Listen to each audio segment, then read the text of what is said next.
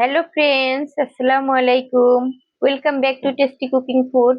আজ আমরা বানাবো একদম রেস্টুরেন্ট স্টাইল ক্রিমি অ্যান্ড ঠান্ডা ঠান্ডা cold coffee, super easy and super yummy. রেস্টুরেন্টের অনেক দামি কফিকেও হার মানিয়ে দিবে আমার তৈরি এই হোমমেড কফি।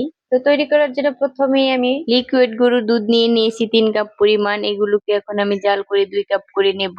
চেষ্টা করবেন ফুল মিল্ক ক্রিম দুধ নেওয়ার জন্য, তাহলে কফিটা খেতে বেশি ভালো হবে। দুধটা এখন আমার জাল করা হয়ে গেছে, এখন আমি এটাকে নামিয়ে ঠান্ডা করে নেব।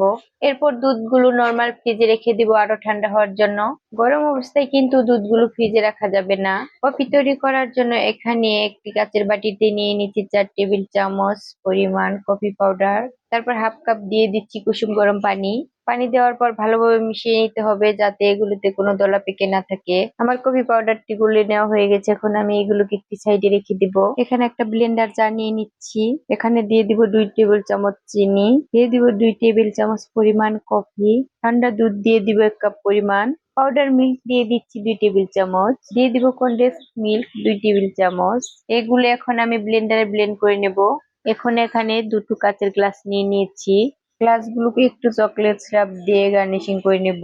গার্নিশিং করা হয়ে গেলে এখন আমি ব্লেন্ড করা দুধ কফি গুলোকে গ্লাসের মধ্যে ঢেলে নেব। আমি মোট 2 বার ব্লেন্ডার জারে একই পরিমাণে দুধ ও কফি নিয়ে ব্লেন্ড করে নিয়েছি। আমার এখানে 2 গ্লাস পরিমাণ কফি হয়েছে। সবগুলো কফি ঢেলে নেওয়া হয়ে গেলে এখানে দুটো গ্লাসে একটি করে আইসক্রিম দিয়ে দিব।